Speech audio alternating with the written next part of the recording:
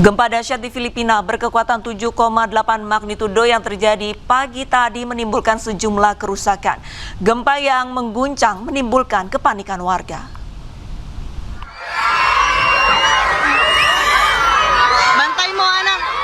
Situasi kepanikan guru dan siswa terjadi saat berlangsung upacara bendera Senin pagi di Sekolah Dasar Mahayahai, Davao, Filipina.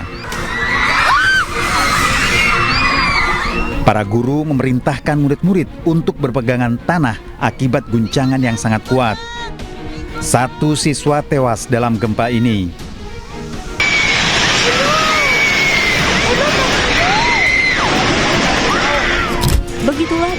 Gempa merobohkan bangunan membuat warga ketakutan.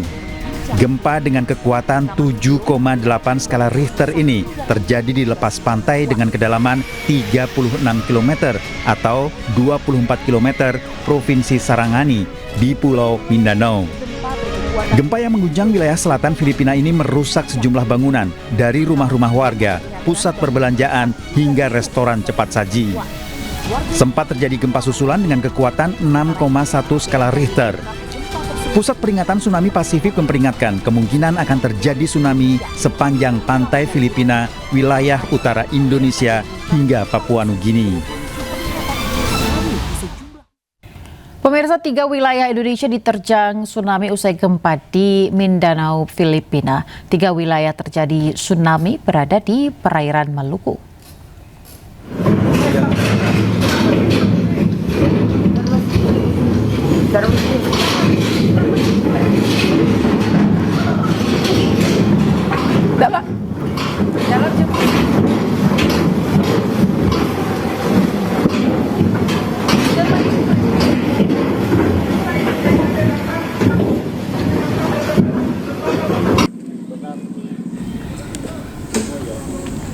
Ya pemirsa, dalam jumpa pers BMKG, tsunami dengan ketinggian 0,19 meter terjadi di 3 wilayah Indonesia.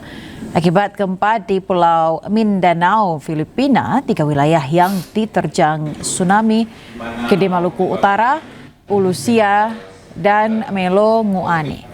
Tsunami tidak mengakibatkan kerusakan di wilayah yang diterjang tsunami. Hingga saat ini BMKG masih menunggu jika ada kerusakan akibat tsunami ini. Dan berdasarkan pengamatan BMKG, ada 9 daerah di peringatan dini. Gempa dahsyat di Filipina magnitudo 7,8 pemirsa yang terjadi pagi tadi menimbulkan sejumlah kerusakan. Gempa yang mengguncang menimbulkan kepanikan warga.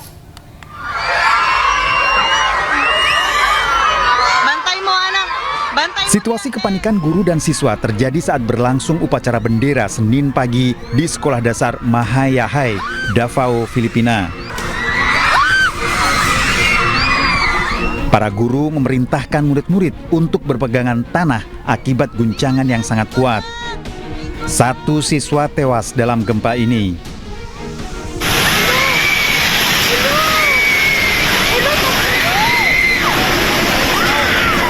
Gempa merobohkan bangunan membuat warga ketakutan. Gempa dengan kekuatan 7,8 skala Richter ini terjadi di lepas pantai dengan kedalaman 36 km atau 24 km Provinsi Sarangani di Pulau Mindanao. Gempa yang mengguncang wilayah selatan Filipina ini merusak sejumlah bangunan dari rumah-rumah warga, pusat perbelanjaan hingga restoran cepat saji. Sempat terjadi gempa susulan dengan kekuatan 6,1 skala Richter. Pusat peringatan tsunami Pasifik memperingatkan kemungkinan akan terjadi tsunami sepanjang pantai Filipina, wilayah utara Indonesia hingga Papua Nugini. Aksinya terpergok, 2 pencuri motor menodongkan pistol ke arah warga di Kemayoran, Jakarta Pusat. Pelaku gagal menggasak motor korban, namun lolos dari kejaran warga.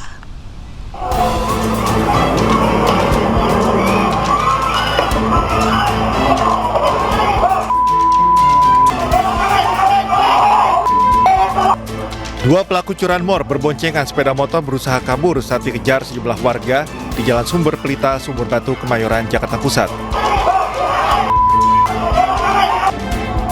Salah seorang warga berusaha mengadang di tengah jalan namun akhirnya menghindar usai ditodong dengan senjata api. Sementara sejumlah warga lainnya masih terus mengejar dengan berlari hingga ke jalan raya. Meski ketiga pelaku lolos, aksi warga membuat pelaku gagal menggasak sepeda motor korban. Antara dua tendang itunya depan sama motor saya palang langsung biar dia tabrak motor saya, nggak apa-apa, biar dia babak belur sekalian. Karena ngeluarin senpi ya? Iya, sebelum saya bertindak ke itu dia udah gini, diam. Nah itu, waduh, Pakai masker nggak, Bang? Warga berharap adanya patroli rutin dari petugas kepolisian hingga malam hari, mengingat lokasi ini rawan aksi curanmor dan penjamretan. Dari Jakarta, Rani Sanjaya, iNews melaporkan. Warga Kapuk Muara, Jakarta Utara berhasil membekuk 2 pencuri motor bersenjata api. Satu pelaku yang membawa senjata api lolos dari kejaran warga.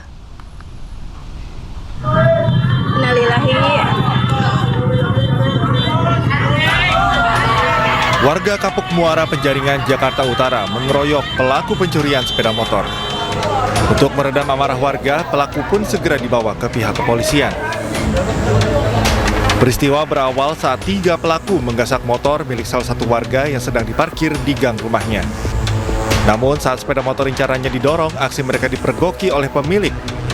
Korban pun berteriak meminta pertolongan hingga mengundang warga sekitar. Warga yang geram langsung mengepung pelaku. 2 pelaku berhasil ditangkap dan dihakimi massa, sementara seorang pelaku lain yang diduga membawa senjata api melarikan diri. Saya sudah laporan ke Polsek Penjaringan, ternyata sebenarnya dia menggunakan senpi.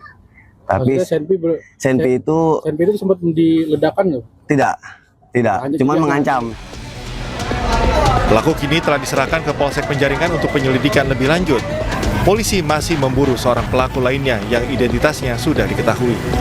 Dari Jakarta, Sofyan Firdaus, iNews melaporkan. Cegah kejahatan jalanan, polisi kembali menggelar razia di sejumlah wilayah di Jakarta Barat. 6 orang diamankan karena didapati membawa obat terlarang, tramadol, dan narkoba jenis tembakau gorila.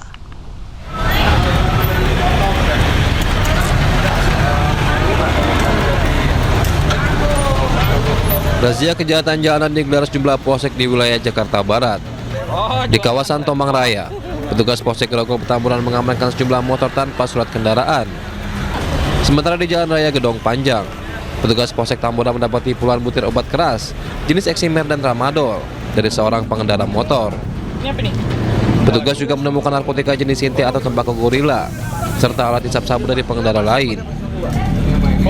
Kami mengamankan ada 6 orang yang membawa narkoba, sinte, kemudian alat hisap sabu, dan obat-obat keras yang bermerek tramadol dan eksimer. Guna kepentingan penyidikan, 6 orang pengendara beserta barang bukti narkoba digelandang ke Polsek Tambora. Dari Jakarta, Miftahul Gani, iNews melaporkan. Seorang sopir taksi online ditemukan tewas bersimbah darah di Maros, Sulawesi Selatan. Korban diserang saat hendak pulang ke rumahnya.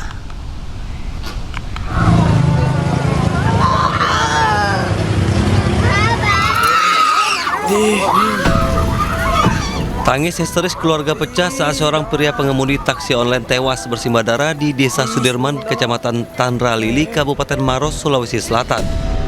Sebelum ditemukan tak bernyawa, korban diketahui hendak pulang ke rumahnya. Warga mengevakuasi korban ke puskesmas setempat.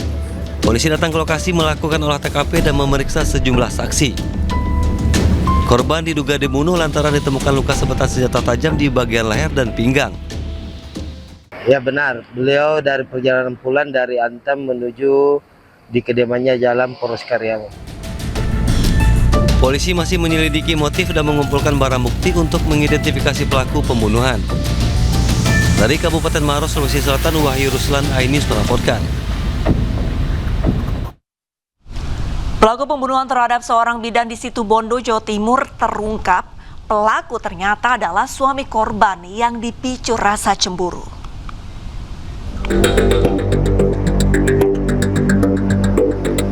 Pelaku pembunuhan seorang bidan di selokan tepi jalan Pantura, Banyuglugur, Situbondo ternyata suaminya sendiri. Pelaku ditangkap polisi saat akan kabur dari rumah.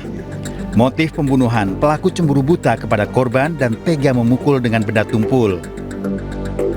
Terdapat luka di bagian kepala saat jenazah diotopsi di Rumah Sakit Umum Daerah Abdur Rahim Situbondo oleh dokter forensik Bayangkara Bondowoso.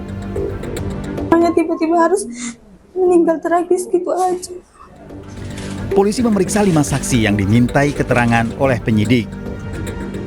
Dia cemburu dan sakit hati. Itu korban mengalami luka di mana saja hasilnya? Berdasarkan olah TKP yang kami lakukan, terdapat luka pada bagian kepala. Sebelumnya, polisi melakukan penyelidikan di selokan tepi jalan Pantura, Banyuglugur, Situbondo setelah mendapat laporan warga adanya penemuan mayat. Jasad ditemukan ditutupi kayu dan daun kering. Korban diketahui berusia 34 tahun, seorang bidan Rumah Sakit Umum Daerah Besuki diduga menjadi korban penganiayaan hingga tewas. Jenazah telah dimakamkan di TPU Bugutan, sementara polisi mendalami pengakuan tersangka. Dari Situbondo, Jawa Timur, Rizky Amirul Ahmad, iNews melaporkan. Kita ke informasi lainnya, pemirsa. Gempa mengguncang Pulau Sangihe, Sulawesi Utara. Peringatan tsunami berbunyi di sejumlah wilayah.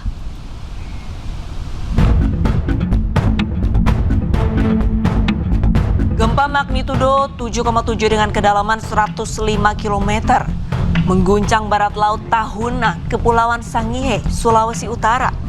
Besarnya gempa membuat BMKG mengeluarkan peringatan dini tsunami. Peringatan tsunami diberikan untuk wilayah Gorontalo, Kalimantan Timur, Maluku Utara, Sulawesi Tengah, dan sejumlah wilayah di Sulawesi Utara. Warga pun diminta untuk menjauhi lahu.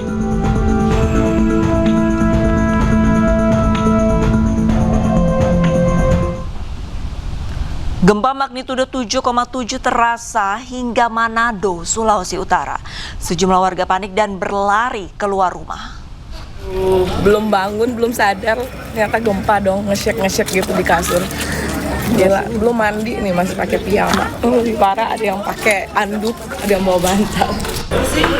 Seorang influencer warga Manado mengunggah situasi terkini di rumahnya di Manado, Sulawesi Utara pasca gempa yang terasa cukup kuat di sana. Orang pada keluar semua. Sejumlah warga keluar rumah untuk menyelamatkan diri. Belum bangun, belum sadar. Gempa magnitudo 7,7 mengguncang Kepulauan Sangihe, Sulawesi Utara, Senin pagi pukul 7:37 waktu Indonesia Tengah. Gempa yang berpotensi tsunami ini terasa hingga kota Manado, Minahasa Utara, Kepulauan Minahasa, Minahasa Selatan, Bolaang Mongondo, Gorontalo, Kabupaten Buol, dan Kabupaten Toli-Toli. Orang gempa sekarang pada foto-foto, baru belum bangun, belum sadar. Iya, tanya dari mana? Oh, iya. Sementara itu, saat gempa kepanikan terjadi di Kanwil Ditjen Pemasyarakatan Sulawesi Utara di Jalan Stadion Kelabat Selatan, Kota Manado. Pegawai berhamburan keluar gedung begitu guncangan gempa terasa cukup kuat. Situasi ini diunggah oleh seorang ASN pegawai Ditjen Pas Sulawesi Utara. Iyo, bagaimana ketuk Pas?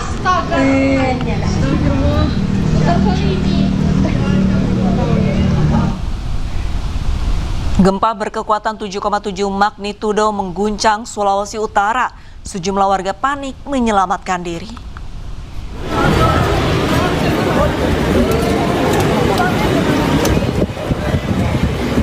Bawa nasi kuning kita.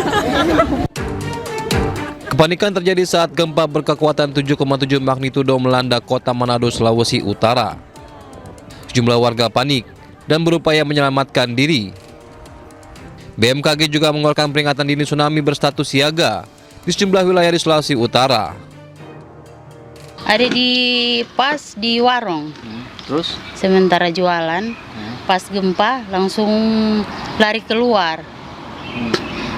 Terus ini kan Ibu lihat setelah ini suasana bagaimana sekarang? Kenapa nih langsung datang di laut lihat bagaimana keadaan di laut, Mar. Paling memang tenang-tenang sih. Tapi orang tetap waspada dong. Kenapa langsung dia bilang? Takutnya air surut. Gempa berkekuatan 7,7 magnitudo ini berpusat di 236 km dari Kabupaten Sangihe dengan kedalaman 106 km. Dari Manado, Sulawesi Utara, Jeffrey Langi, iNews melaporkan. Sementara itu, akibat gempa, sejumlah pasien di Rumah Sakit Siloam Manado panik dan berhamburan keluar kamar. Pasien dan keluarga dievakuasi ke lobi rumah sakit.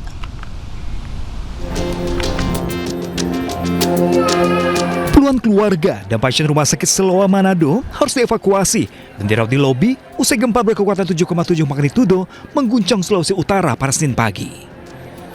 Sejumlah tenaga medis membantu menenangkan pasien dan merapikan selang infus. Keluarga pasien mengaku saat gempa terjadi, ia sedang menjaga anaknya sedang sakit di kamar dan langsung mencari jalur evakuasi keluar gedung. Ada di kamar, sementara sarapan pagi, ada rasa getaran gempa bumi. Jadi saya bilang, ayo langsung keluar kamar, kita cari jalur evakuasi. Langsung agak panik, cuma saya bilang tenang dulu, jangan langsung lari ke tangga darurat, takutnya kan jatuh. Ada langsung bawa infusnya, langsung sama-sama kita lari sama pasien yang lain.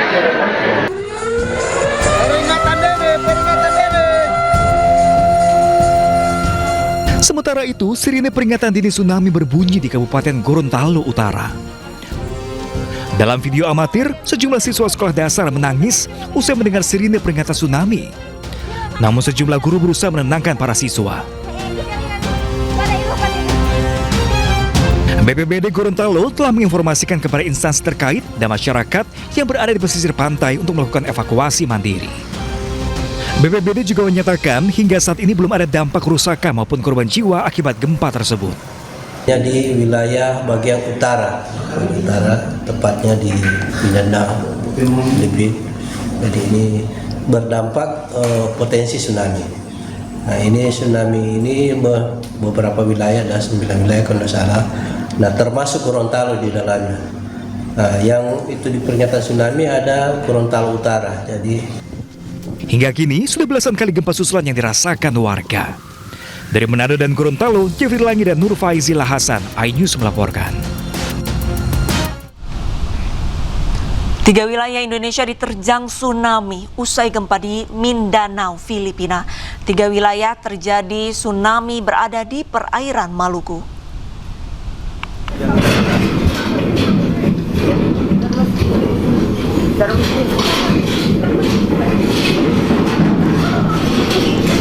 Dalam jumpa pers BMKG, tsunami dengan ketinggian 0,19 meter terjadi di 3 wilayah Indonesia akibat gempa di Pulau Mindanao, Filipina. 3 wilayah yang diterjang tsunami, Kedi Maluku Utara, Ulusia, dan Melonguane. Tsunami tidak mengakibatkan kerusakan di wilayah yang diterjang tsunami. Hingga saat ini BMKG masih menunggu jika ada kerusakan akibat tsunami ini. Mana waktu tiba tsunami? Gempa dahsyat di Filipina berkekuatan 7,8 magnitudo yang terjadi pagi tadi menimbulkan sejumlah kerusakan. Gempa yang mengguncang menimbulkan kepanikan warga.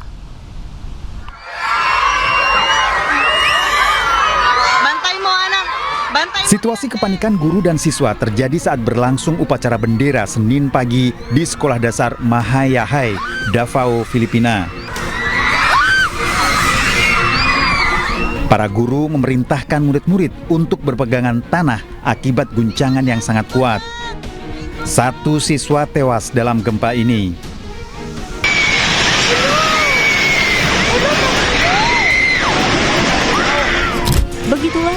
Gempa merobohkan bangunan membuat warga ketakutan. Gempa dengan kekuatan 7,8 skala Richter ini terjadi di lepas pantai dengan kedalaman 36 km atau 24 km Provinsi Sarangani di Pulau Mindanao. Gempa yang mengguncang wilayah selatan Filipina ini merusak sejumlah bangunan dari rumah-rumah warga, pusat perbelanjaan hingga restoran cepat saji. Sempat terjadi gempa susulan dengan kekuatan 6,1 skala Richter. Pusat Peringatan Tsunami Pasifik memperingatkan kemungkinan akan terjadi tsunami sepanjang pantai Filipina, wilayah utara Indonesia hingga Papua Nugini.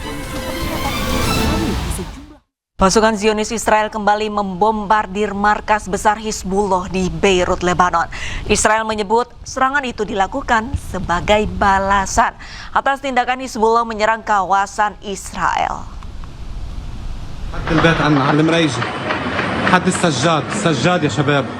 Untuk kesekian kalinya militer Israel menyerang markas besar Hizbullah di selatan ibu kota Lebanon, Beirut.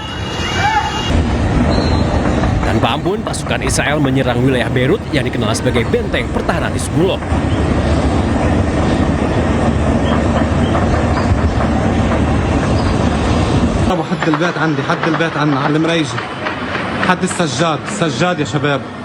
Israel mengklaim serangan yang terjadi pada hari Minggu siang waktu setempat ini dilakukan sebagai serangan balasan atas tindakan Hizbullah yang menyerang wilayah Israel.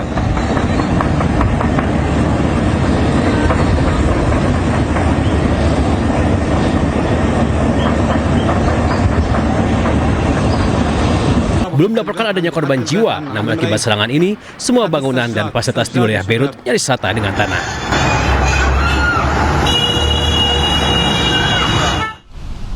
Sementara itu, Angkatan Udara Israel mengklaim telah melancarkan serangan besar-besaran ke sejumlah target milik Hizbullah di Lebanon Selatan.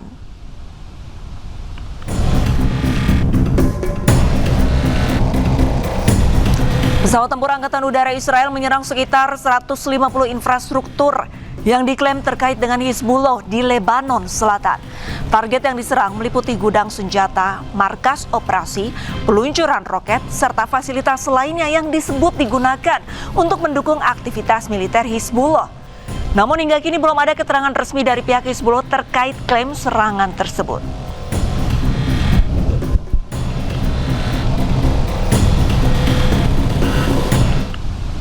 Sedikitnya 6 orang tewas akibat serangan udara Israel di As-Saksakiyah, Lebanon Selatan.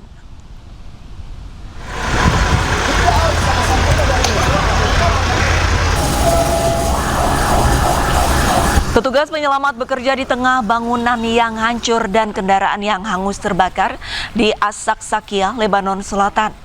Kehancuran ini terjadi akibat serangan udara Israel dan menewaskan 3 warga sipil. Israel membombardir permukiman dengan dalih menghancurkan anggota dan fasilitas Hizbullah.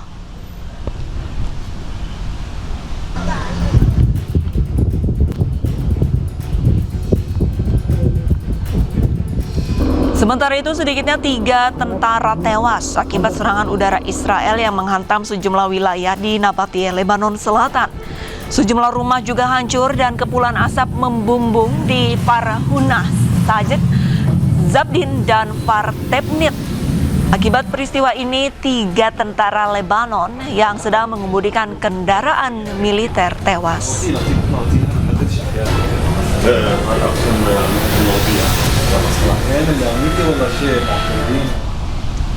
Hizbullah kembali melancarkan serangan ke militer Zionis Israel. Drone-drone Hizbullah menargetkan kendaraan-kendaraan lapis baja Israel di Lebanon Selatan.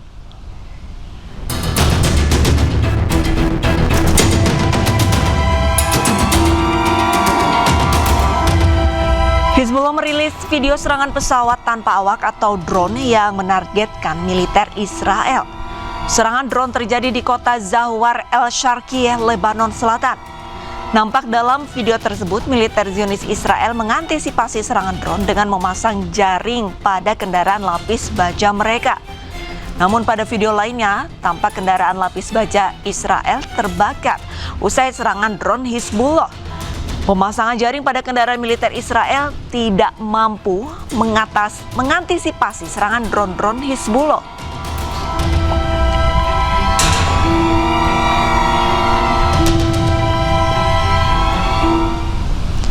Garda Revolusi Iran merilis rekaman peluncuran rudal yang diduga ditembakkan ke arah Israel.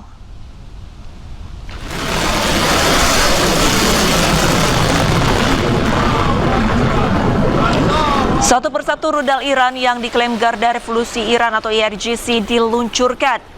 Pihak IRGC mengklaim rudal-rudal ini ditujukan menyerang Perdana Menteri Israel Benjamin Netanyahu. IRGC pun menunjukkan pesan di rudal yang bertuliskan, "Atas nama Tuhan, kami sedang memerangi geng kriminal dan orang-orang korup di Pulau Epstein. Kami tidak akan berkompromi dengan keamanan rakyat kami untuk membersihkan dunia dari korupsi dan riba tepat di jalan Yesus dan Musa." Bismillahirrahmanirrahim. رژیم متجاوز صهیونیستی با نقض مکرر آتش بس شرارت‌های خود علیه مردم مظلوم لبنان را با چراغ سبز و حمایت آمریکای جنایتکار و سکوت مجامع بین‌المللی روز به روز افزایش داده و با استفاده از سلاح‌های ممنوعه از جمله بمب‌های فسفوری مرتکب جنایات جنگی می‌گردد. با وجود هشدارهای قبلی جمهوری اسلامی ایران، رژیم کودککش صهیونیستی با عبور از همه خطوط قرمز و افزایش حملات در جنوب لبنان ضاحیه بیروت را هدف قرار داده است. قبلا اخطار داده بودیم در صورت گسترش جنایت در ضاحیه بیروت اهدافی را در سرزمین‌های اشغالی مورد هجوم قرار می‌دهیم. ارتش صهیونیستی باید حملات خود به جنوب لبنان و ضاحیه را متوقف نماید و در صورت گسترش حملات خود به آن منطقه و یا پاسخ به اقدام ایران با ضربات کوبنده‌تر و پشیمان کننده روبرو و حملات ویرانگری علیه رژیم و حامیان آن آغاز خواهد شد و من نصر الا. Sementara itu, langit malam di kota Tyre, Lebanon terlihat percikan api dari rudal yang diduga dikirimkan Iran menuju Israel.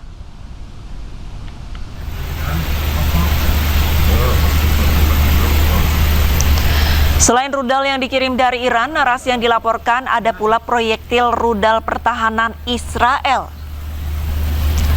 IRGC mengumumkan bahwa mereka menargetkan pangkalan udara Ramat David dengan rudal balistik sebagai tanggapan atas apa yang mereka sebut sebagai kejahatan meluas yang dilakukan oleh Israel di Lebanon Selatan dan daerah pinggiran selatan Beirut.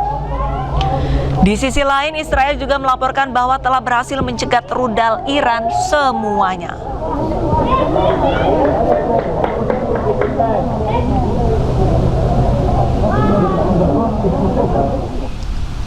Menuntut penghentian serangan ke Lebanon, IRGC meluncurkan sejumlah serangan rudal ke Israel. Militer Iran meluncurkan sedikitnya 10 rudal yang menargetkan pangkalan udara Ramat David di Haifa.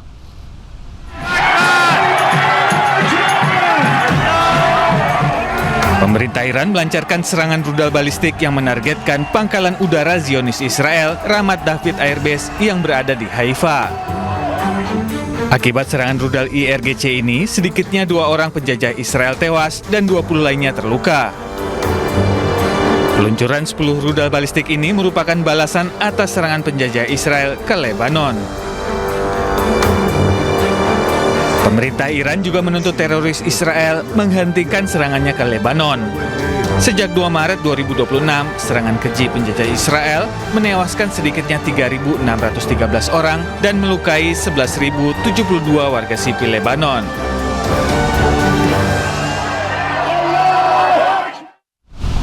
Direktur Jenderal Badan Energi Atom Internasional Rafael Grossi menyebutkan bahwa Amerika Serikat dan Iran semakin dekat mencapai kesepakatan terkait isu nuklir.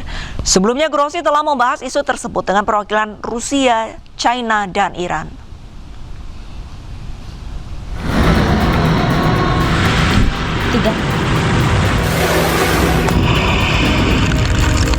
Di tengah ketegangan atau perang di Timur Tengah yang masih belum mereda, Direktur Jenderal Badan Energi Atom Internasional Rafael Grossi menyebut Amerika Serikat dan Iran semakin dekat mencapai kesepakatan terkait isu nuklir. Grossi menjelaskan sejumlah isu lain dalam kesepakatan tersebut berada di luar Badan Energi Atom Internasional. Namun ia menilai kesepakatan nuklir Amerika Serikat dan Iran secara teknis masih memungkinkan untuk dicapai. Sebelumnya Grossi telah membahas isu tersebut dengan perwakilan Rusia, China, dan Iran. Pertemuan tersebut bertujuan menegaskan pendekatan dasar yang akan ditempuh para pihak dalam menangani isu nuklir Iran. Yes, well, of course, as you know, we are not a party to this current process, but we are in contact separately with both. Our sense is that they seem to be pretty close to agreeing on what I would describe more with regards to the nuclear, because the other things are not within my purview, to a sort of a framework, organizational, I would say, structure to give themselves time to look into the different problems. So I would say it is a distinct possibility that we will have at least that, and then we will see. Sebelumnya, ketegangan atau perang di Timur Tengah masih belum mereda. Pasukan militer Amerika Serikat menyerang sejumlah situs radar pantai milik Iran di Goruk dan Pulau Qesem yang keduanya berada di Selat Hormuz. Amerika Serikat menyerang 4 drone Iran yang menargetkan lalu lintas maritim regional. Langkah agresif Amerika Serikat usai menembak jatuh 4 drone Iran memicu eskalasi konflik baru yang mempersulit upaya negosiasi damai kedua belah pihak. Sementara Korps Garda Revolusi Iran mengonfirmasi telah menargetkan penyerangan pangkalan-pangkalan Amerika Serikat dengan rudal di Kuwait dan Bahrain sebagai serangan balasan. Selain itu, mereka juga menembaki 4 kapal tanker yang mencoba menyeberangi Selat Hormuz tanpa izin. Iran mengatakan telah menyerang pangkalan Amerika Serikat di Kuwait dan Bahrain dengan rudal balistik. Namun, militer Amerika Serikat mengatakan 6 rudal berhasil dicegat dan yang ke-7 tidak mencapai targetnya. Amerika Serikat dan Iran telah terlibat dalam negosiasi kesepakatan sementara guna menghentikan perang yang telah berlangsung selama 3 bulan. Namun di tengah bentrokan berkala, kesepakatan masih belum tercapai.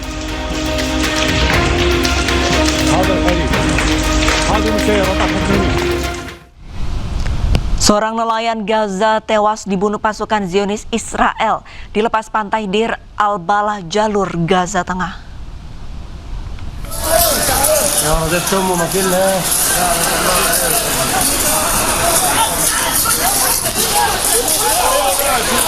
Seorang nelayan Gaza bernama Muhammad Musa Abu Jab tewas oleh tembakan tentara penjajah Israel di lepas pantai kota Deir al-Balah di jalur Gaza Tengah. Insiden ini telah berulang kali terjadi yang mengakibatkan kerusakan kapal hingga jatuhnya korban jiwa dan luka akibat tembakan langsung. Teroris Israel secara berkala melepaskan tembakan dan melakukan pembatasan keras terhadap nelayan Palestina di lepas pantai jalur Gaza.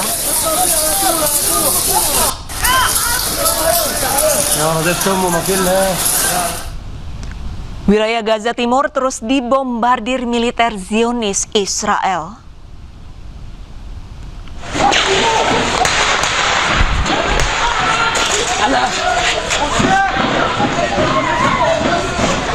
Tembakan gencar dan terus-menerus dari kendaraan militer dan drone quadcopter Israel menghantam rumah warga dan tenda pengungsian di lingkungan Zaitun, Gaza Timur. Warga pun berlarian mencoba mencari perlindungan. Serangan militer Israel ini dilaporkan menewaskan seorang warga. Di tengah meningkatnya eskalasi perang, para jurnalis di Gaza bekerja dalam bahaya ekstrim.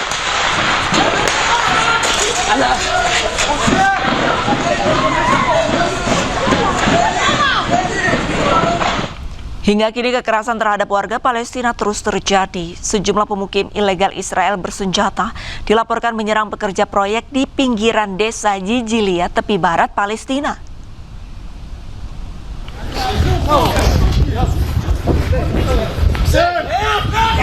Insiden terjadi saat para pekerja konstruksi berada di lokasi proyek pembangunan. Tanpa sebab yang jelas, kelompok pemukim ilegal Israel bersenjata tiba-tiba datang melakukan penyerangan terhadap para pekerja proyek. Belum diketahui secara pasti jumlah korban atau tingkat cedera akibat penyerangan ini.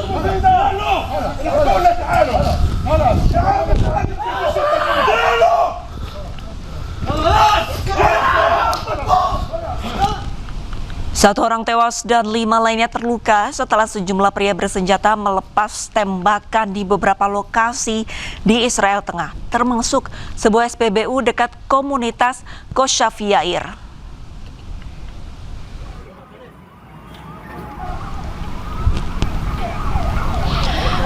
Serangan penembakan dilakukan dari sebuah kendaraan yang melaju di wilayah tengah Israel.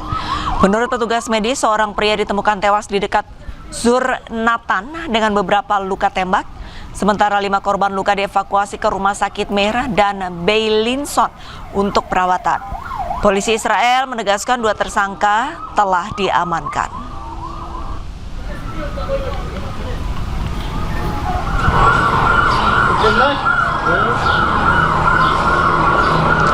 Sementara itu, pasca penembakan, pasukan pendudukan Israel dilaporkan menggerebek rumah yang dihuni warga Palestina di kota Taibe. Menurut petugas, penggerebekan dilakukan setelah pemilik rumah diduga terlibat penembakan di beberapa lokasi di Israel Tengah.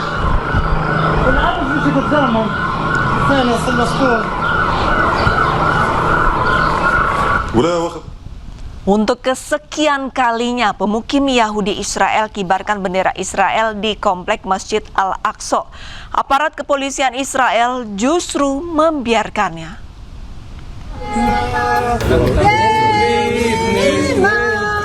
Sekelompok pemukim Yahudi Israel kembali melakukan aksi yang dinilai tak terpuji di komplek Masjid Al-Aqsa di Yerusalem Timur. Setelah memaksa masuk ke kawasan suci Al-Aqsa, mereka langsung membuka dan mengibarkan bendera Israel. Tidak hanya itu, dengan lantang mereka menyanyikan lagu kebangsaan Israel.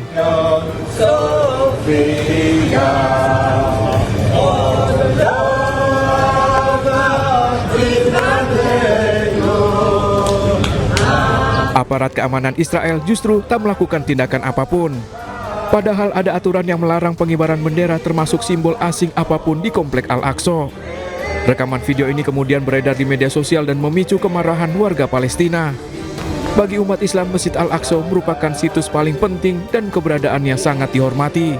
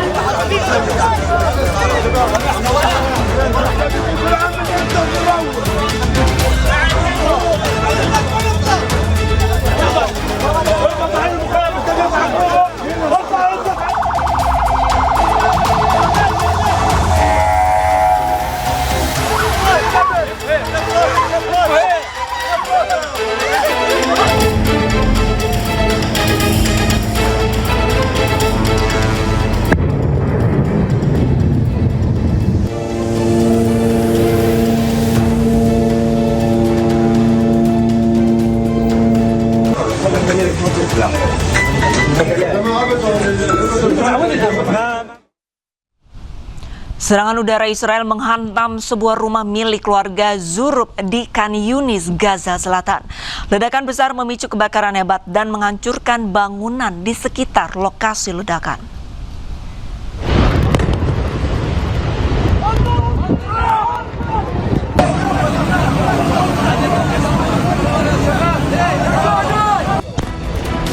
Detik-detik serangan udara Israel terekam saat menghantam rumah milik keluarga Zurub di Camp Hai Al-Salam, kawasan Mawasi, Khan Yunis, Gaza Selatan.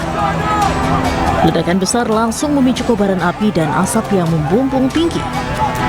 Asap tebal pun terlihat menyelimuti area permukiman sesaat setelah serangan terjadi. Rumah yang menjadi sasaran serangan hancur lebur. Puing-puing bangunan berserakan dan menutupi sebagian area di sekitar lokasi ledakan. Dampak ledakan juga menyebabkan sejumlah kendaraan di sekitar lokasi terbakar. Api melalap badan kendaraan hingga menyisakan rangka yang hangus. Petugas pertahanan sipil bersama warga setempat kemudian menyisir reruntuhan untuk mencari dan mengevakuasi korban yang diduga masih tertimbun di bawah puing bangunan. Sejumlah ambulans dan mobil pemadam kebakaran pun disiagakan di lokasi kejadian. 6 tewas dan belasan lainnya luka-luka setelah serangan udara Israel menghantam kamp pengungsi di kota Gaza, Palestina. Keluarga korban menangis histeris meratapi anggota keluarga mereka yang meninggal dunia.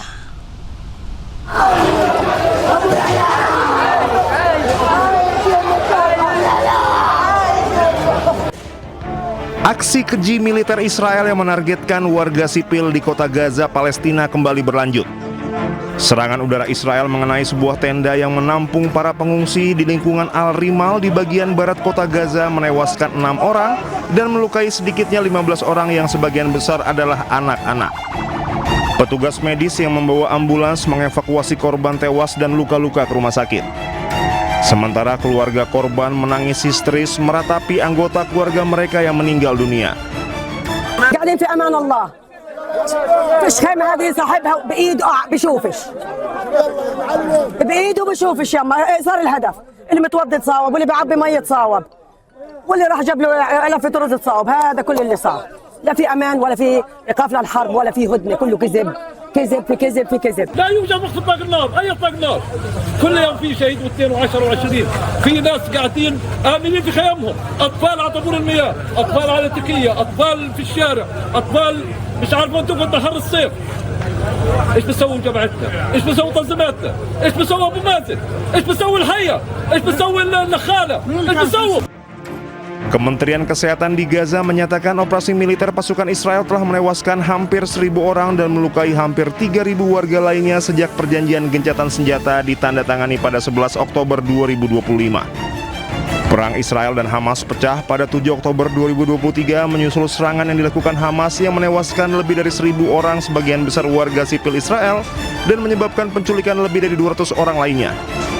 Tentara Israel membalas dengan melancarkan operasi militer berskala besar di jalur Gaza yang melibatkan serangan udara dan invasi darat mengakibatkan hampir 73.000 warga Palestina meninggal dunia dan melukai lebih dari 173.000 warga Palestina. Pada Januari 2026, utusan Amerika Serikat untuk Timur Tengah, Steve Witkoff, mengumumkan peluncuran fase kedua dari rencana 20 poin Presiden Amerika Serikat Donald Trump untuk mengakhiri konflik di Gaza yang mencakup peralihan dari gencatan senjata ke perlucutan senjata, pembentukan pemerintahan teknokrat, dan dimulainya rekonstruksi.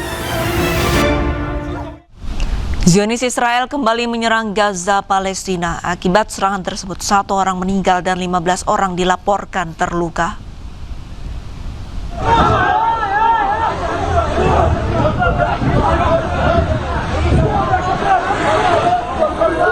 Kepanikan terjadi saat orang-orang berusaha menyelamatkan rekannya usai diserang Israel. Serangan drone Israel ini terjadi di pengungsian Gaza di Jalan Al-Rashid, sebelah barat Khan Yunis, jalur Gaza Selatan. 15 orang dilaporkan terluka.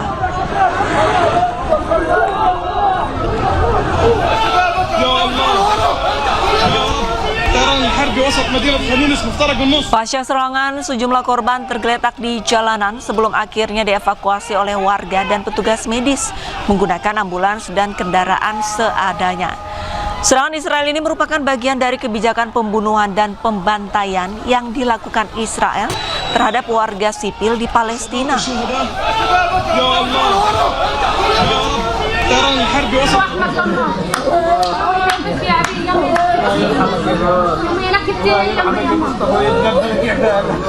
Keluarga dan kerabat warga Palestina yang tewas tak kuasa menahan tangis mengetahui orang yang mereka kasihi kini sudah tak bernyawa.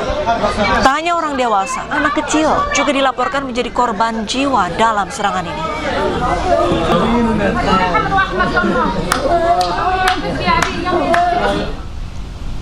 Pasukan Israel menangkap akademisi Palestina Dr. Bilal Al-Shobaki dalam penggerebekan di kediamannya di Hebron, tepi barat. Penangkapan ini menambah daftar panjang akademisi Palestina yang ditahan di tengah meningkatnya operasi militer Israel di wilayah Palestina.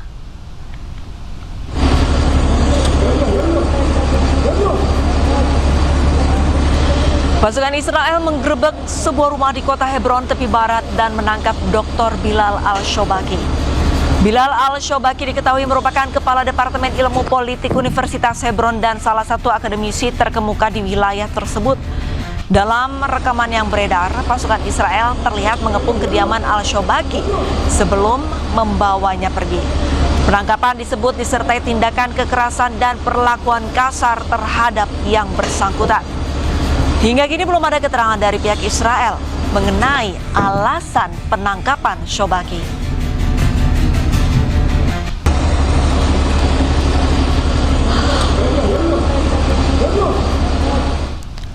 Kelompok pemukim ilegal Israel dilaporkan kembali melakukan aksi pembakaran lahan pertanian warga Palestina.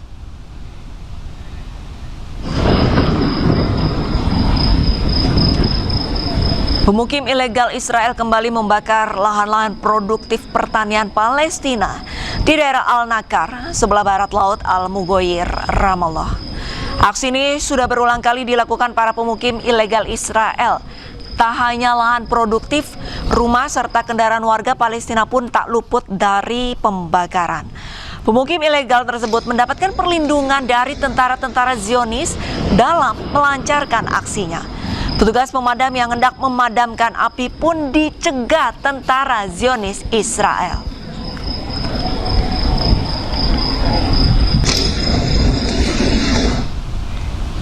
Pasca dibombardir pasukan Zionis Israel, warga Al-Mawasi di wilayah Khan Yunis, Gaza Selatan mendatangi rumah mereka. Namun yang didapati hanya reruntuhan. Pasca serangan pasukan Zionis Israel ke wilayah Khan Yunis, Gaza Selatan, warga Al-Mawasi datang berbondong-bondong untuk melihat pemukiman mereka. Dengan tangan kosong, mereka berupaya mengangkat puing-puing bangunan sekedar mencari sisa harta benda yang masih bisa diselamatkan. Namun tak banyak yang bisa mereka temukan, semuanya nyaris hancur dibombardir Israel.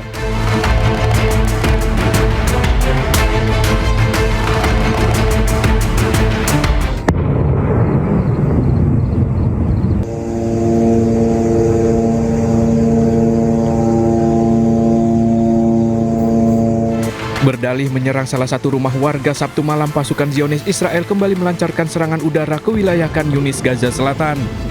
Walaupun telah ditetapkan pasca zona aman dan zona evakuasi, Israel kerap menyerang kawasan ini.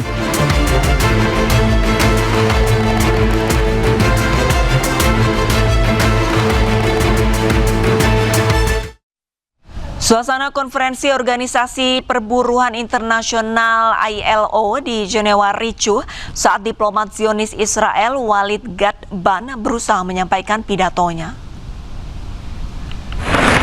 Procedure was infected.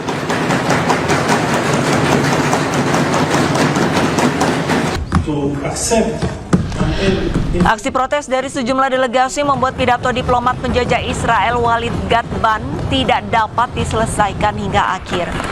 Menteri dari beberapa negara, perwakilan serikat pekerja dan pengusaha secara serempak memukul meja sebagai penolakan ketika pejabat teroris Israel berbicara.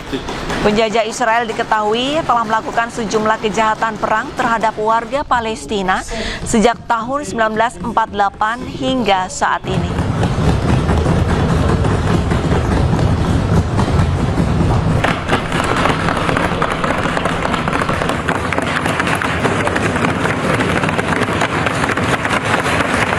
Procedure was infected.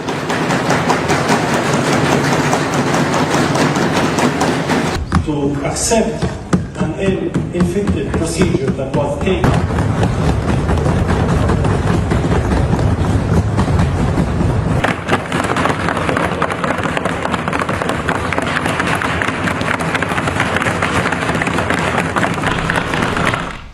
Pemirsa, para penonton dan juga pembalap liar ini kocar-kacir saat dibubarkan polisi di Kabupaten Sampang, Jawa Timur. Polisi berhasil amankan 2 joki bersama sepeda motor.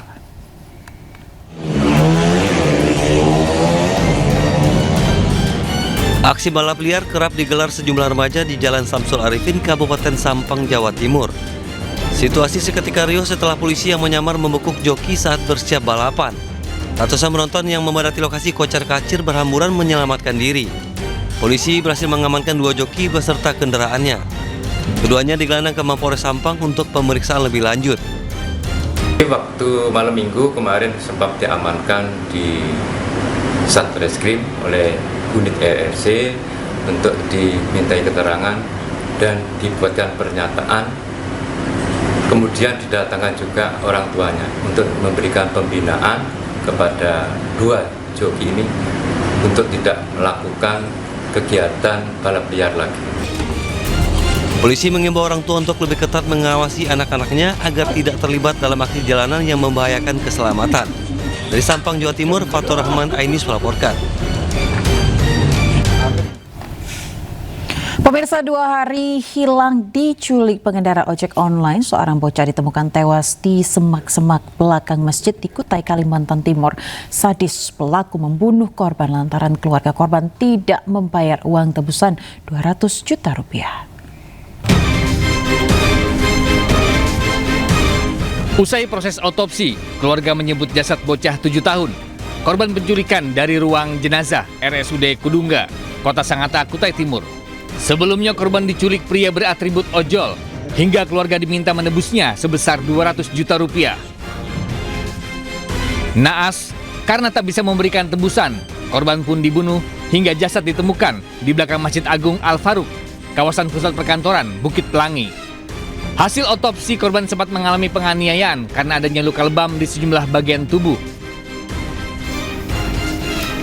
Tak butuh waktu lama, polisi membekuk MB dan menggelandangnya ke Polda Kalimantan Timur. Hingga kini polisi masih mendalami motif lain penculikan serta keterlibatan pihak lain di perkara ini. Yang tersangka juga ini kan, pelaku ini kan juga terlilit utang. Ya, ada utang di salah satu bank. Kemudian pada saat tadi disampaikan Pak Kapolda, niatnya muncul itu di situ. Pada saat menunggu itu, ya kan, menunggu di situ. Berapa dia minta Pak tadi Pak? 200 ya, ditulis saya 200. Tapi tersangka kini sudah ditahan dan dijerat dengan pasal pembunuhan berencana dengan ancaman hukuman penjara seumur hidup. Tim Liputan iNews melaporkan. Pemirsa, warga Bekasi Utara diresahkan dengan maraknya aksi buang sampah sembarangan sejumlah pengendara sepeda motor. Warga yang geram akhirnya memajang foto pelaku agar segera ditindak tegas.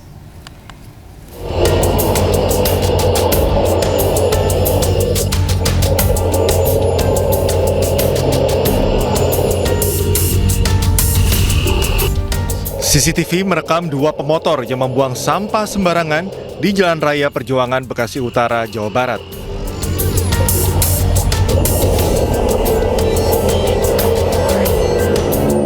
Bahkan sejumlah pemotor lain juga melakukan aksi buang sampah sembarangan.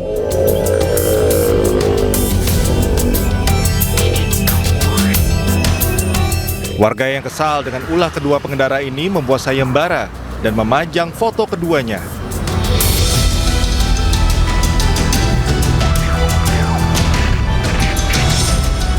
Di lokasi lainnya, CCTV merekam Pak Sutri, pengendara motor yang membawa anak membuang sampah di depan rumah warga. Sontak kejadian ini meresahkan warga sekitar. Ya mungkin udah karena kecapean, bau juga sering, jadi dipantau CCTV kebetulan dapat kayaknya. Dapat kena CCTV. Warga berharap agar pelaku segera ditangkap dan ditindak tegas petugas yang berwenang. Dari Bekasi, Jawa Barat, Rahmat Hidayat, iNews melaporkan.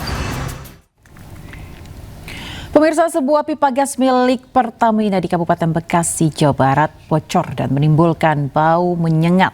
Satu warga dievakuasi ke klinik akibat sesak nafas. Ini baru gas Pertamina. Sebuah pipa gas milik Pertamina di Kampung Buni Baru, Kecamatan Babelan, Kabupaten Bekasi, Jawa Barat mengalami kebocoran. Sejumlah warga panik dan berupaya menjauh dari area kebocoran pipa karena bau gas yang sangat menyengat. Sementara satu warga alami sesak nafas dan dibawa ke klinik terdekat akibat terlalu banyak menghirup gas. Nah itu bukan asap, itu gas. Gas. Keluarnya gas sampai tinggi sampai berapa meter itu ya kan, sampai kedengaran berapa kilo tuh dari tempat kejadian. Oh, jadi warga sempat panik ya Pak? Bukan panik-panik lagi, bahkan ada yang pingsan. Warga berharap pipa gas yang bocor segera diperbaiki, karena khawatir bau gas menyengat semakin berdampak pada gangguan kesehatan mereka. Dari Kabupaten Bekasi, Jawa Barat, Ahmad Jawahari Lutfi, iNews melaporkan. TNI Angkatan Laut pemirsa menggagalkan penyelundupan 390 ton mineral radioaktif di perairan Batam, Kepulauan Riau. Barang bukti 25 kontainer diamankan dengan nilai diperkirakan mencapai triliunan rupiah.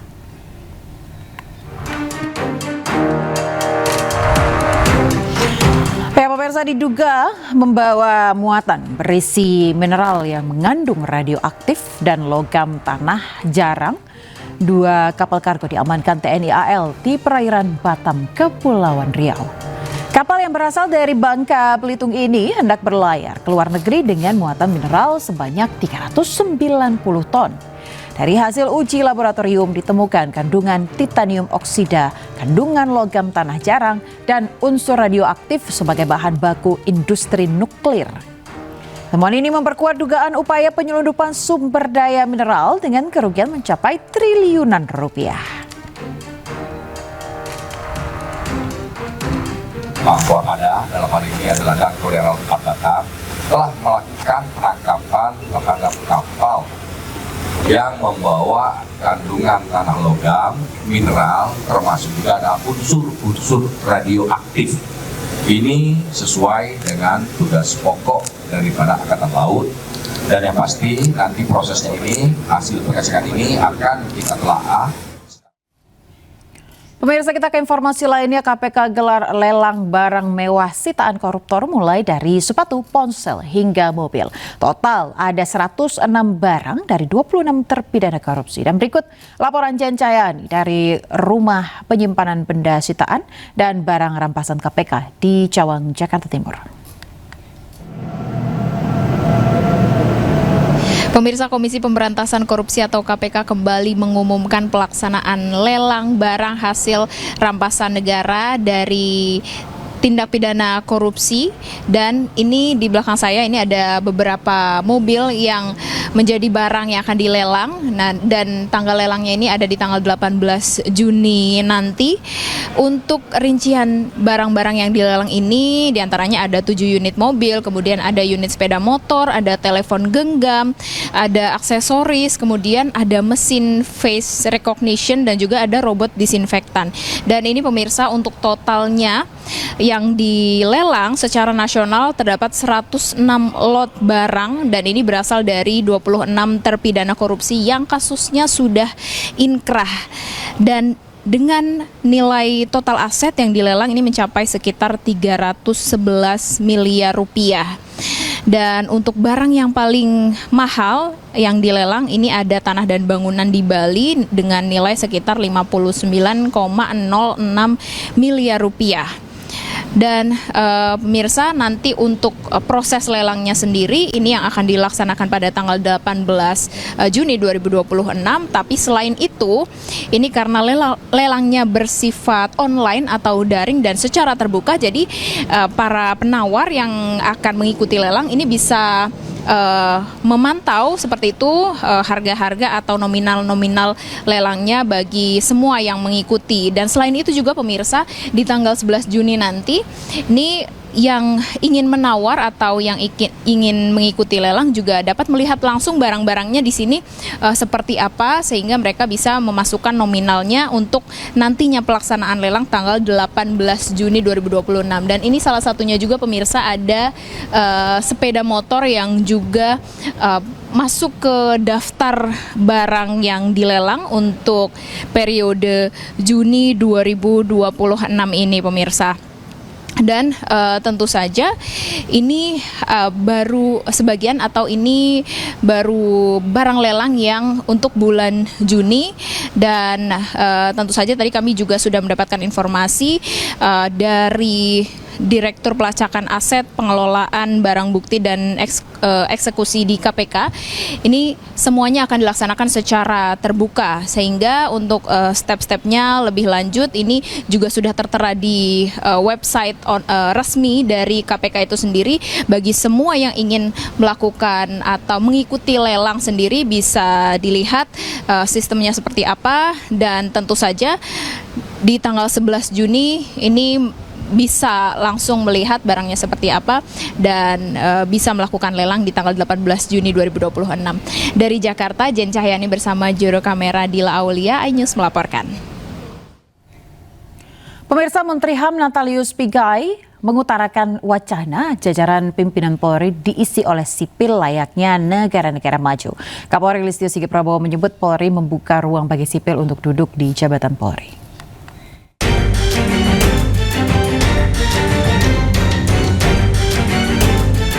Menteri HAM Natalius Pigai menyampaikan gagasan agar pejabat kepolisian bisa diisi oleh sipil. Hal ini sudah biasa dilakukan di negara-negara maju. Kapolri sebagai pucuk pimpinan tetap dipegang dari kepolisian, sementara jabatan strategis lainnya diisi oleh sipil, seperti jabatan manajerial, keuangan, teknologi, dan perencanaan. Dengan jabatan sipil di tubuh Polri bisa memberikan kesempatan kepada ASN Polri untuk menduduki jabatan strategis dan tidak berhenti di eselon 4. Seperti NYPD. Ya, NYPD itu pucuk pimpinannya sipil. Dulu sebelumnya dia Departemen Sanitasi. Sekarang menjadi kepala NYPD. Tapi kalau pemimpin khusus teknis operasional kepolisian namanya Chief of Department, itu polisi, tapi pimpinannya selalu sipil. Wakil Ketua Komisi 3 DPR RI Ahmad Sahroni mengkritik pernyataan Pigai. Sahroni minta Pigai fokus menjalankan tugasnya di bidang HAM, karena jabatan di institusi kepolisian tengah dalam proses pembahasan RUU Polri di DPR. Bang Pigai, jangan usul yang enggak. Bang Pigai fokus aja sama membela siapapun dia pada hak-hak sebagai manusia. Rasanya itu lebih bermartabat daripada Bang Pigai mengusulkan jabatan pucuk pimpinan di kepolisian bisa diberikan oleh sipil. Bang, please Bang, Abang fokus saja kepada pekerjaan Abang, jangan ngurusin yang lain-lain. Sementara itu, Kapolri memberikan ruang bagi sipil untuk dapat menduduki jabatan strategis di Polri. Hal ini juga menjadi timbal balik karena polisi juga bisa menjabat di luar struktur. Ya memang kita memberikan ruang resiprokal untuk ASN bisa masuk ke polisi. Oh, begitu. Jadi akan didorong direvisi. Pada saat kita diberikan ruang di luar struktur, maka kita juga memberikan ruang dari ASN di luar Polri untuk bisa masuk ke Polri. Saat ini revisi Undang-Undang Polri masih dalam pembahasan di DPR. Pemerintah menginginkan substansi yang direvisi dalam Undang-Undang Polri akan menguatkan pelayanan, pengayom, dan pelindung masyarakat. Tim Liputan iNews melaporkan. Pemirsa, persoalan parkir liar beserta juru parkirnya menjadi masalah terbanyak kedua yang dilaporkan warga. Pemprov Jakarta gelar penertiban parkir liar untuk mengembalikan fungsi jalan. Dan berikut laporan Indira Utomo dari Jalan HR Rasuna Said, Jakarta Selatan. Ya pemirsa, pagi ini pemerintah Provinsi DKI Jakarta melaksanakan operasi gabungan untuk melaksanakan operasi penertiban parkir liar. Dan untuk hari ini juga dari Pemprov itu menerjunkan sekitar kurang lebih 600 personil yang nantinya akan melaksanakan patroli gabungan. Dan pada pagi hari ini tepatnya di stasiun LRT daerah Rasuna Said, dari Dinas Perhubungan, Dinas Sosial melaksanakan patroli begitu untuk mencari apakah ada kendaraan liar ataupun juru parkir liar begitu pemirsa. Dan berdasarkan laporan juga terdapat lebih dari 3.000 laporan terkait parkir liar dan juru parkir liar. Dan jumlah ini juga menempatkan persoalan saat ini memang paling banyak merupakan parkir liar begitu di DKI Jakarta menempati urutan kedua. Dan nantinya Dinas Perhubungan ini akan mengunjungi 5 wilayah kota administrasi Jakarta, maksud kami untuk melaksanakan penertiban parkir liar seperti di daerah Jakarta Pusat itu ada di Kemayoran dan Kiai Haji Mas Mansur, kemudian Jakarta Barat Kalideres, Jakarta Selatan Blok M dan Melawai, Jakarta Utara Kelapa Gading dan Pluit, serta Jakarta Timur di daerah Jatinegara. Dan pastinya operasi ini akan dilakukan tidak hanya hari ini saja, tetapi secara berkesinambungan untuk mengembalikan fungsi jalan, terutama bagi fasilitas publik. Dari Jakarta, Indira Utomo, Leman iNews melaporkan. Pemirsa, minyak goreng bersubsidi minyak kita langka di pasar tradisional di sejumlah daerah.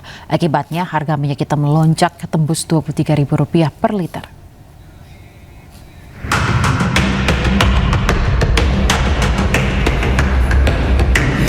Ketersediaan minyak goreng subsidi merek Minyak Kita di Pasar Palmerah, Jakarta mengalami kelangkaan dan kenaikan harga. Minyak Kita kemasan 2 liter dijual sekitar Rp32.000. Namun saat pasokan tidak berasal langsung dari Bulog, harga jual bisa menembus Rp40.000. Sejumlah pedagang menyebut tidak semua toko mendapat pasokan langsung sehingga distribusi dan harga di lapangan menjadi tidak merata. Harga minyak kita ukuran 2 liter saya jual untuk mendapatkan dari Bulog itu kita jual dengan harga Rp32.000 per 2 liter. Seperti itu. Tapi kalau kita mendapatkan dari minyak kita di luar Bulog itu kita jual 40. 40.000. Iya. Terkait dengan stoknya sendiri, apakah aman atau seperti apa, Bu? Sudah mulai menipis untuk saat ini. Kelangkaan minyak goreng subsidi Minyak Kita juga terjadi di pasar semi modern di wilayah Cibadas, Sukabumi, Jawa Barat sejak 1 bulan terakhir. Kondisi ini membuat masyarakat kesulitan mendapatkan minyak goreng dengan harga terjangkau. Kalaupun tersedia di pasaran, harga jual Minyak Kita tembus Rp23.000 per liter yang semula Rp19.000. Harga ini dinilai melebihi harga eceran tertinggi atau HET yang telah ditetapkan pemerintah. Gimana, ada nggak? Nggak ada nih, tiap itu kios pada nggak ada, kosong ya. Kenapa ya? Memang barangnya susah atau langka, Bu? Nih? Susah juga langka. Memang harganya berapa, Bu, kayak tahu, Bu? Agak mahal. Masyarakat berharap pemerintah segera bertindak agar ketersediaan Minyak Kita kembali normal. Sementara pemerintah berencana menyesuaikan harga eceran tertinggi Minyak Kita dalam waktu dekat. Menyusul fluktuasi harga bahan baku, khususnya crude palm oil atau CPO di pasar global. Dari Jakarta dan Sukabumi, Jawa Barat, Tim Liputan iNews melaporkan. Pemirsa, akibat berkurangnya pasokan, harga cabai merah di Bandung Barat mencapai Rp120.000 per kilogram. Tidak hanya harga cabai, harga sayuran juga ikut naik. Sudah 1 pekan terakhir, harga cabai dan sayuran di pasar tradisional Curug Agung, Kabupaten Bandung Barat mengalami kenaikan signifikan. Cabai merah Tanjung dari sebelumnya seharga Rp60.000 per kilogram, kini mencapai Rp120.000 per kilogramnya. Sementara cabai rawit naik menjadi Rp80.000 per kilogram. Menurut pedagang, kenaikan harga karena petani gagal panen. Kenaikan harga juga dikeluhkan oleh penjual dan pembeli. Kita sih keberatan ya, Pak ya, apalagi naik yang signifikan. Tapi kan namanya buat menghidangkan keluarga mau nggak mau kan, iya harus dibeli walaupun jadi diatur-atur kan gitu. Jadi lebih prioritas lah gitu. Penjual dan pembeli berharap pemerintah secepatnya bisa menstabilkan harga agar daya beli masyarakat untuk memenuhi kebutuhan sehari-hari kembali normal. Dari Bandung Barat, Yuwono, iNews melaporkan. Kita ke informasi lain, pemirsa. Dolar Amerika Serikat Rp18.000 berdampak pada harga pangan. Omset warteg pun menurun. Dan berikut liputan rekan Amrina Rida. Beberapa hari terakhir ini kita ketahui bersama bahwa nilai tukar rupiah mengalami pelemahan terhadap dolar Amerika Serikat. Di mana sekarang $1 Amerika Serikat ini setara dengan Rp18.000. Ini berbeda pada awal April yang masih berada di angka Rp17.000.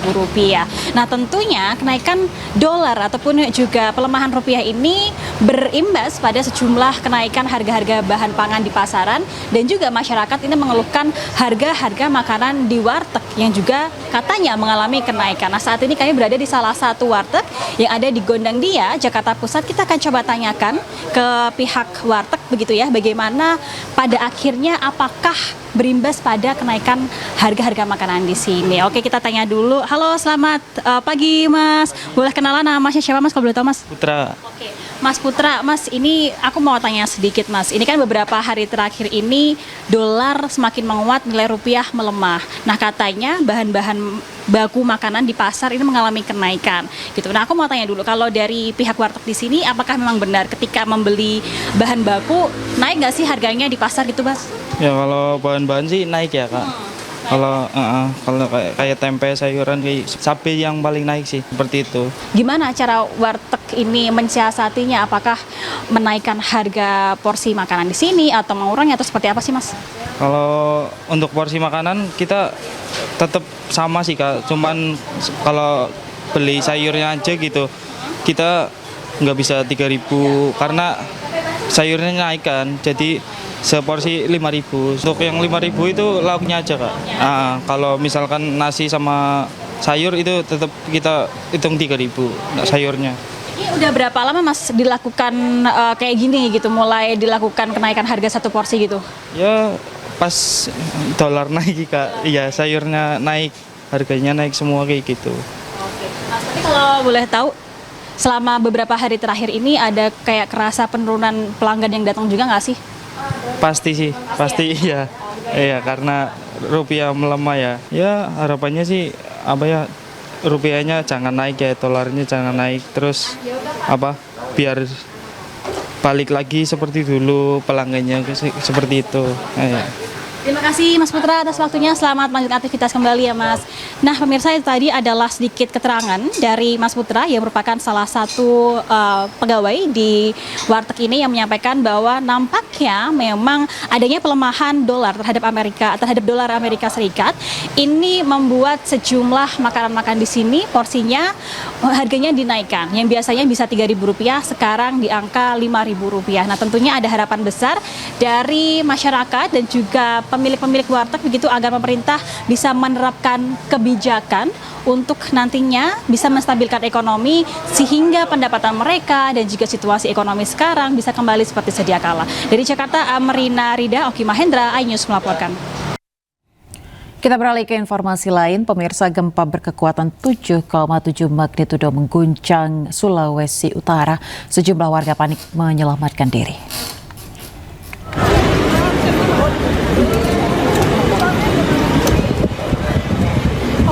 Bawa nasi kuning kita. Kepanikan terjadi saat gempa berkekuatan 7,7 magnitudo melanda kota Manado, Sulawesi Utara. Sejumlah warga panik dan berupaya menyelamatkan diri. BMKG juga mengeluarkan peringatan dini tsunami berstatus siaga di sejumlah wilayah di Sulawesi Utara. Ada pas di warung. Terus? Sementara jualan, pas gempa langsung lari keluar. Terus ini kan Ibu lihat setelah ini suasana bagaimana sekarang? Kenapa nih langsung datang di laut Lia, bagaimana keadaan di laut Mar? Paling memang tenang-tenang sih. Tapi orang tetap waspada dong. Kenapa langsung lihat di laut? Takutnya air surut. Gempa berkekuatan 7,7 magnitudo ini berpusat di 236 km dari Kabupaten Sangihe dengan kedalaman 106 km. Dari Manado, Sulawesi Utara, Jeffrey Langi, iNews melaporkan. Pemirsa, 3 wilayah Indonesia diterjang tsunami usai gempa di Mindanao, Filipina. 3 wilayah terjadi tsunami berada di perairan Maluku.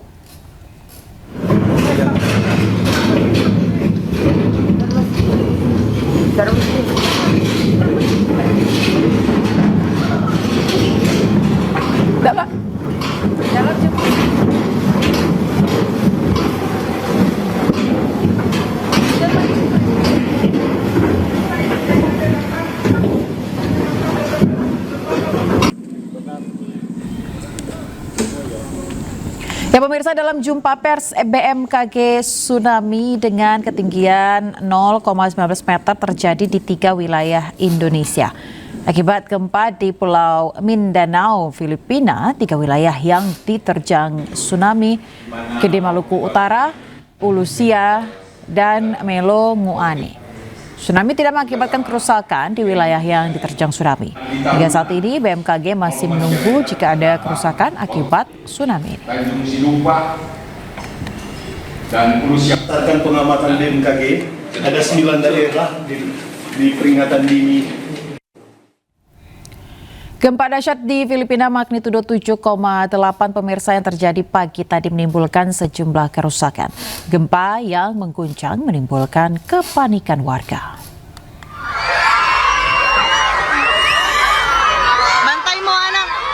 Situasi kepanikan guru dan siswa terjadi saat berlangsung upacara bendera Senin pagi di Sekolah Dasar Mahayahai, Davao, Filipina.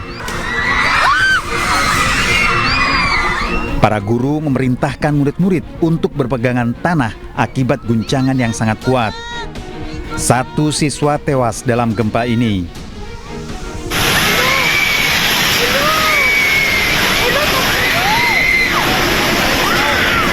Gempa merobohkan bangunan membuat warga ketakutan.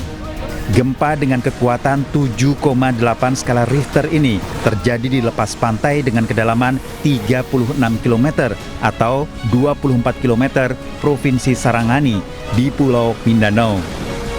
Gempa yang mengguncang wilayah selatan Filipina ini merusak sejumlah bangunan dari rumah-rumah warga, pusat perbelanjaan, hingga restoran cepat saji. Sempat terjadi gempa susulan dengan kekuatan 6,1 skala Richter. Pusat Peringatan Tsunami Pasifik memperingatkan kemungkinan akan terjadi tsunami sepanjang pantai Filipina, wilayah utara Indonesia, hingga Papua Nugini. Anda kembali di Ainus yang bersama saya Aya Nufus. Pemirsa, Garda Revolusi Iran merilis rekaman peluncuran rudal yang diduga ditembakkan ke arah Israel.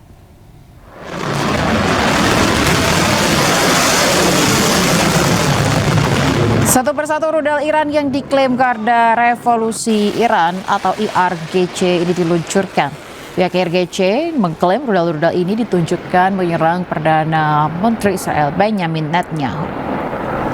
IRGC pun menunjukkan pesan di rudal yang bertuliskan atas nama Tuhan, kami sedang memerangi geng kriminal dan orang-orang korup di Pulau Epstein. Kami tidak akan berkompromi dengan keamanan rakyat kami untuk membersihkan dunia dari korupsi dan riba tepat di jalan Yesus dan Musa. Bismillahirrahmanirrahim. رژیم متجاوز صهیونیستی با نقض مکرر آتش بس شرارت‌های خود علیه مردم مظلوم لبنان را با چراغ سبز و حمایت آمریکای جنایتکار و سکوت مجامع بین‌المللی روز به روز افزایش داده و با استفاده از سلاح‌های ممنوعه از جمله بمب‌های فسفوری مرتکب جنایات جنگی می‌گردد. با وجود هشدارهای قبلی جمهوری اسلامی ایران، رژیم کودککش صهیونیستی با عبور از همه خطوط قرمز و افزایش حملات در جنوب لبنان ضاحیه بیروت را هدف قرار داده است. قبلا اخطار داده بودیم در صورت گسترش جنایت در ضاحیه بیروت اهدافی را در سرزمین‌های اشغالی مورد هجوم قرار می‌دهیم. ارتش صهیونیستی باید حملات خود به جنوب لبنان و ضاحیه را متوقف نماید و در صورت گسترش حملات خود به آن منطقه و یا پاسخ به اقدام ایران با ضربات کوبنده‌تر و پشیمان کننده روبرو و حملات ویرانگری علیه رژیم و حامیان آن آغاز خواهد شد و من نصر Sementara itu, pemirsa, langit malam di kota Tire, Lebanon terlihat percikan api dari rudal yang diduga dikirimkan Iran menuju Israel.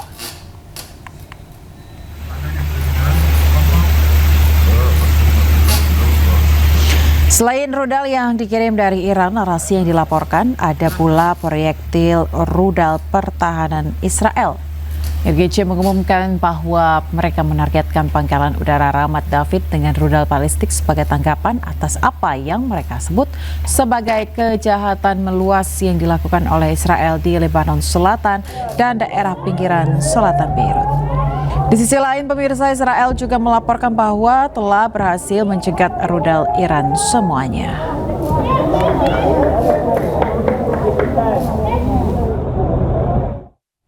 Menuntut penghentian serangan ke Lebanon, pemirsa, IRGC meluncurkan sejumlah serangan rudal ke Israel. Militer Iran meluncurkan sedikitnya 10 rudal yang menargetkan pangkalan udara Ramat David di Haifa.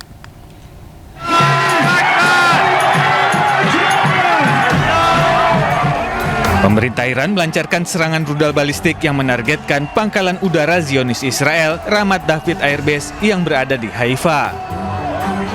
Akibat serangan rudal IRGC ini, sedikitnya 2 orang penjajah Israel tewas dan 20 lainnya terluka.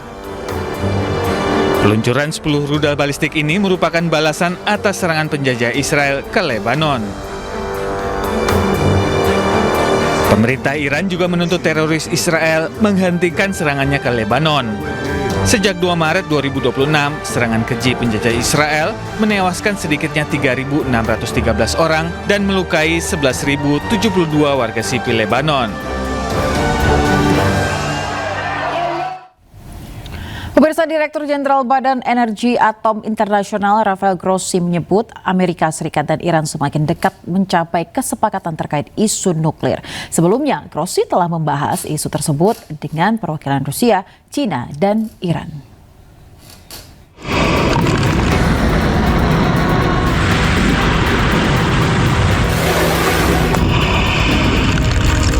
Di tengah ketegangan atau perang di Timur Tengah yang masih belum mereda, Direktur Jenderal Badan Energi Atom Internasional Rafael Grossi menyebut Amerika Serikat dan Iran semakin dekat mencapai kesepakatan terkait isu nuklir. Grossi menjelaskan sejumlah isu lain dalam kesepakatan tersebut berada di luar Badan Energi Atom Internasional. Namun ia menilai kesepakatan nuklir Amerika Serikat dan Iran secara teknis masih memungkinkan untuk dicapai. Sebelumnya, Grossi telah membahas isu tersebut dengan perwakilan Rusia, China, dan Iran. Pertemuan tersebut bertujuan menegaskan pendekatan dasar yang akan ditempuh para pihak dalam menangani isu nuklir Iran. Yes, well, of course, as you know, we are not a party to this current process, but we are in contact separately with both. Our sense is that they seem to be pretty close to agreeing on what I would describe more with regards to the nuclear, because the other things are not within my purview, to a sort of a framework, organizational, I would say, structure to give themselves time to look into the different problems. So I would say it is a distinct possibility that we will have at least that, and then we will see. Sebelumnya, ketegangan atau perang di Timur Tengah masih belum mereda. Pasukan militer Amerika Serikat menyerang sejumlah situs radar pantai milik Iran di Goruk dan Pulau Qesem yang keduanya berada di Selat Hormuz. Amerika Serikat menyerang 4 drone Iran yang menargetkan lalu lintas maritim regional. Langkah agresif Amerika Serikat usai menembak jatuh 4 drone Iran memicu eskalasi konflik baru yang mempersulit upaya negosiasi damai kedua belah pihak. Sementara Korps Garda Revolusi Iran mengonfirmasi telah menargetkan penyerangan pangkalan-pangkalan Amerika Serikat dengan rudal di Kuwait dan Bahrain sebagai serangan balasan. Selain itu, mereka juga menembaki 4 kapal tanker yang mencoba menyeberangi Selat Hormuz tanpa izin. Iran mengatakan telah menyerang pangkalan Amerika Serikat di Kuwait dan Bahrain dengan rudal balistik. Namun, militer Amerika Serikat mengatakan 6 rudal berhasil dicegat dan yang ke-7 tidak mencapai targetnya. Amerika Serikat dan Iran telah terlibat dalam negosiasi kesepakatan sementara guna menghentikan perang yang telah berlangsung selama 3 bulan. Namun di tengah bentrokan berkala, kesepakatan masih belum tercapai.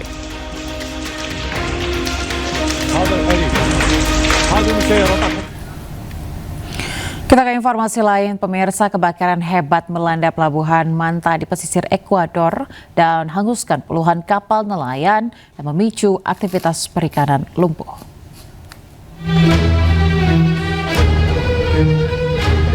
Kebakaran besar melanda Pelabuhan Manta, salah satu pusat aktivitas perikanan utama di Ekuador.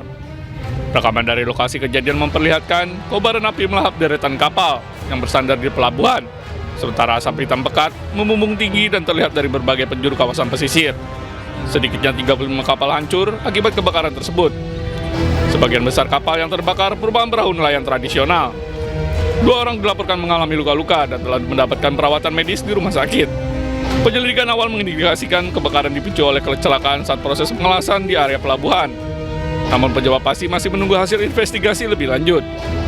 Selain menangani dampak langsung kebakaran, pemerintah Ekuador juga menilai potensi kerusakan lingkungan akibat material yang terbakar dan pencemaran yang mungkin terjadi di kawasan pesisir. Pemirsa, cuaca ekstrim kembali menerjang Cina. Hujan deras yang mengguyur provinsi Guizhou selama beberapa hari menyebabkan banjir luas yang merendam permukiman warga, jalan raya hingga lahan pertanian.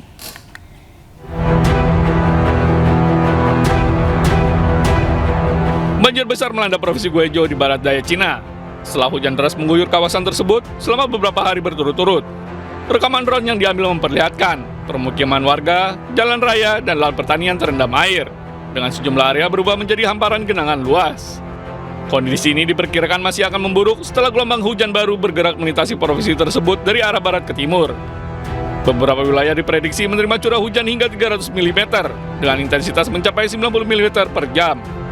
Media lokal melaporkan sejumlah lahan pertanian mengalami kerusakan, sementara kawasan dataran rendah terdampak genangan air yang cukup parah.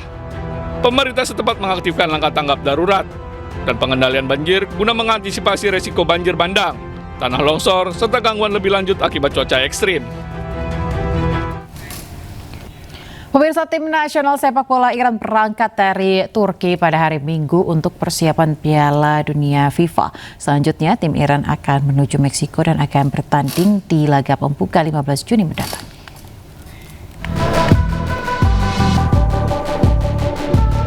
Keberangkatan tim Iran dari Turki ke Meksiko dibayangi ketegangan geopolitik dan perselisihan visa. Duta Besar Iran untuk Meksiko, Abul Fazl Pasadnideh, juga menuduh Amerika Serikat menolak visa kepada 15 anggota delegasi Iran yang akan berpartisipasi dalam Piala Dunia 2026. Dirinya meminta intervensi FIFA untuk memastikan kepatuhan terhadap komitmen yang dibuat oleh negara-negara tuan rumah turnamen tersebut. امیدوارم تمامی موانع موجود در سریع‌ترین زمان ممکن و در چارچوب مقررات بین‌المللی و تعهدات مرتبط با برگزاری جام جهانی برطرف شود تا اعضای تیم ملی ایران و مربیان کادر مدیریتی آن که بخش جدایی ناپذیر تیم ملی هستند بتوانند بدون دغدغه و با تمرکز کامل در این رقابت‌ها حضور یابند. Setibanya tim nasional Iran di Tijuana, Meksiko, mereka langsung bertolak ke penginapannya dekat Estadio Saliente, tempat tim akan melakukan latihan untuk babak penyisian grup F. Sementara itu, para penggemar Iran juga mengkritisi pembatasan yang dikenakan tim selama turnamen. The United States government is a sore loser. They always has to make an enemy of somebody to be the good guys. It's sad. It's really, really sad what the United States is doing. Not it's only itself, but it's a bad example for the sports in general. Same with like FIFA. FIFA shouldn't be letting the games go if the United States is not obligating by its regulations. Tim Iran akan menghadapi Belgia, Mesir, dan Selandia Baru di grup F. Mereka akan bertanding di laga pembuka di Los Angeles pada 15 Juni mendatang.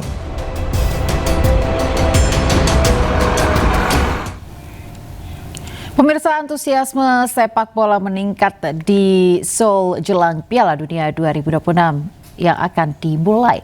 Terlihat para pendukung mengunjungi toko pop-up tim nasional dan membeli merchandise Korea.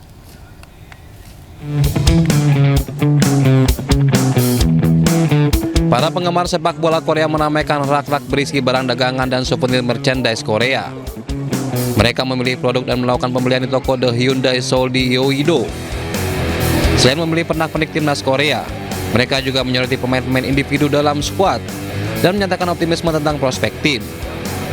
이번 월드컵이 황금 세대이고 손흥민 선수의 마지막 월드컵이 될 수도 있다고 생각하는데 8강 이상 갈 수 있으면 좋겠습니다.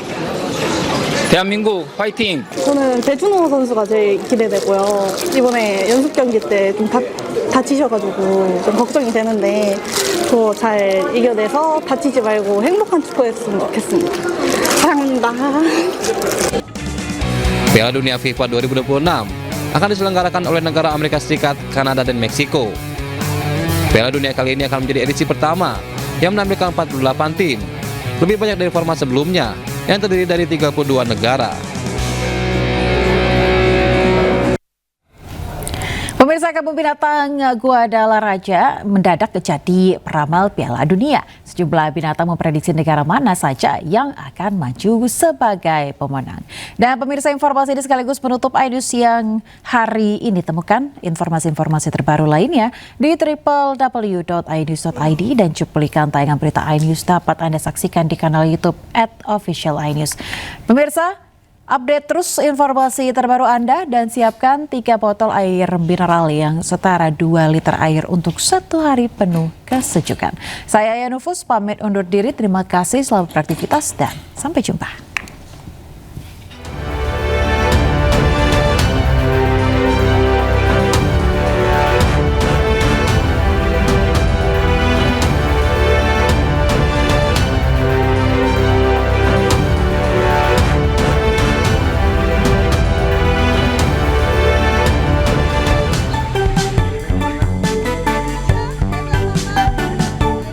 Sejumlah binatang di kebun binatang Guadalajara, Meksiko mendadak menjadi peramal untuk laga Piala Dunia 2026. Hewan-hewan seperti gajah Afrika, gorila, jerapah, kapibara, makau, dan puma memprediksi negara mana saja yang akan menjadi juara. Justo uno de los objetivos de estas actividades es que los animales puedan elegir qué tomar, qué manipular o qué no tomar, también es válido. Entonces, pues bueno, esperemos que sigan y sean acertados, sobre todo en el caso de México. Ojalá México pueda salir victorioso. Y bueno, vimos que nuestras elefantas lo eligieron. Prediksi dibuat dengan memberikan makanan, mainan atau elemen visual yang mewakili setiap tim kepada hewan-hewan tersebut. Pengawas membiarkan mereka berinteraksi secara bebas dengan pilihan yang mereka sukai, yang kemudian diinterpretasikan sebagai ramalan simbolis. Guadalajara akan menjadi tuan rumah 4 pertandingan babak penyisihan grup selama Piala Dunia FIFA 2026, termasuk Korea Selatan melawan Republik Ceko, Kolombia melawan Republik Demokratik Kongo, Uruguay melawan Spanyol, dan Meksiko melawan Korea Selatan.